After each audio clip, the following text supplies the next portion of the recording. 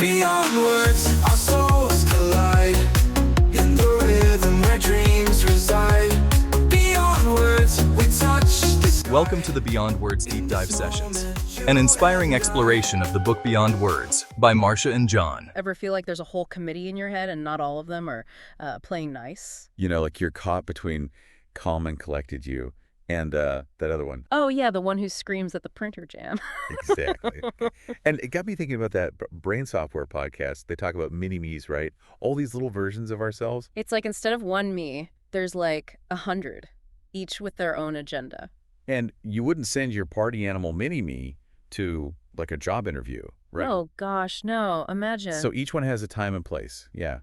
It's about picking the right mini-me for the job. Okay, so let's say you're about to give a big presentation. Big presentation. Okay, got it. And you've got your confident speaker mini-me all prepped, but then that inner critic pipes up, stage fright central. Right.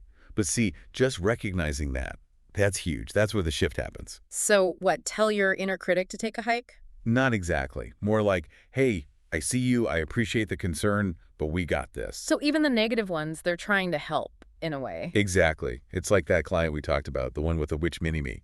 Everyone knew that one. Oh, yeah. But once she stopped fighting it, Things change, right? night and day, she befriended that part of herself. Which is so much healthier than trying to, like, bury it. Exactly. And that story about Tom, that kid who was being bullied. Oh, Tom. Yeah. That's a good one. The dad was at his wit's end.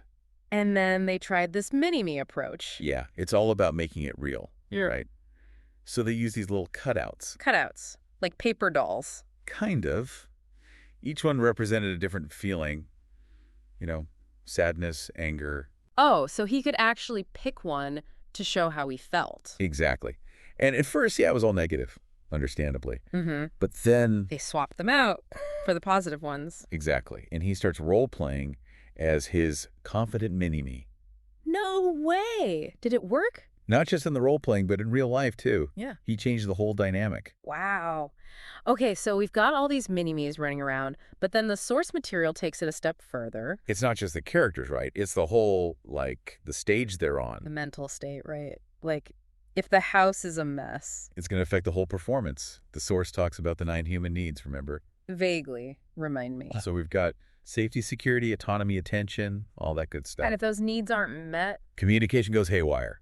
It's like that story, the author's own relationship hit a rough patch. oh, right, instead of blaming each other. They asked, do we even want to grow old together? Whoa, talk about a direct approach. But it worked.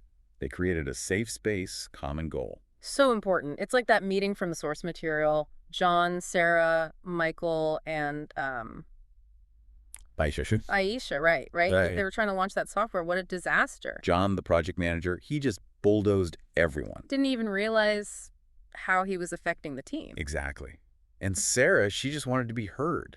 To feel like her opinion mattered, And Aisha, she was constantly talked over. like her expertise didn't count. If John had just fostered some connection, Mm. you know, made them feel safe to contribute. Who knows what they could have accomplished. Okay, so we're getting into some deep stuff here. What about these other needs like intimacy, privacy? Oh, those are big ones. And tricky to get right. Like that story about the work event in Las Vegas. Las Vegas. Right. It's all about being aware of boundaries. Right. Right. Las Vegas. Las Vegas. Yeah. Good intentions, right? But still, you got to read the room. Absolutely. And privacy, that's a big one too. Huge. Yeah. Everyone's got their limits. Just because you're an open book. Doesn't mean everyone wants to spill their guts, right? Exactly. Yeah. And then there's status. Yeah. Everyone wants to feel important, But right? their voice matters. Exactly. Doesn't matter if you're the CEO or the intern. Everyone deserves respect. 100%.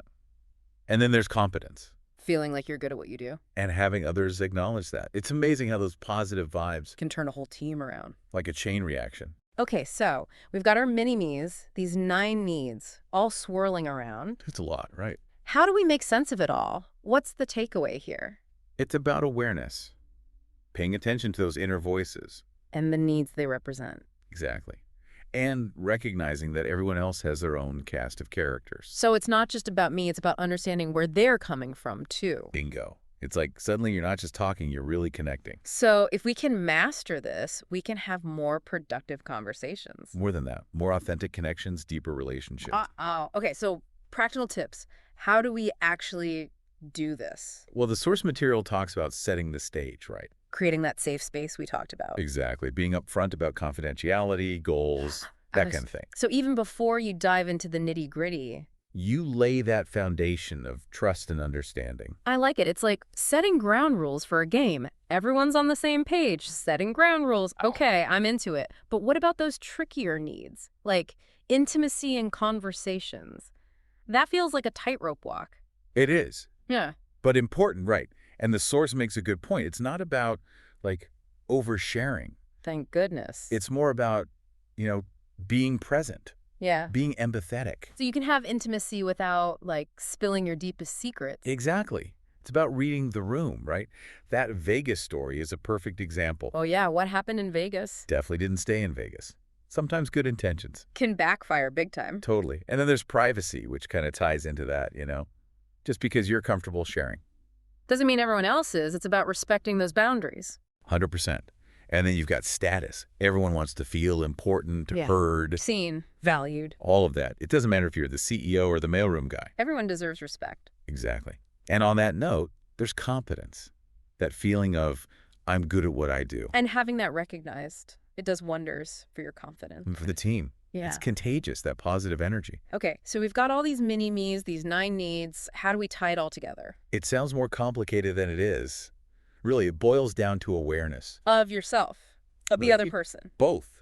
Tuning into those inner voices, A&D, realizing the person across from you. They've got their own cast of characters going on. Exactly. It's like, certainly you're not just talking AT someone, you're connecting. Mind blown.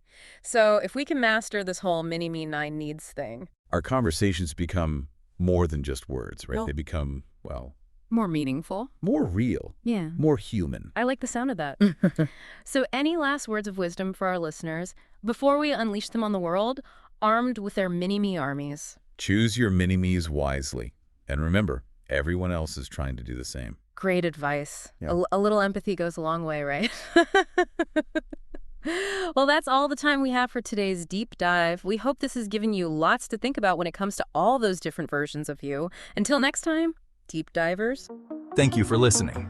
Give us a like and share your comments. Order the book via the link in the comments.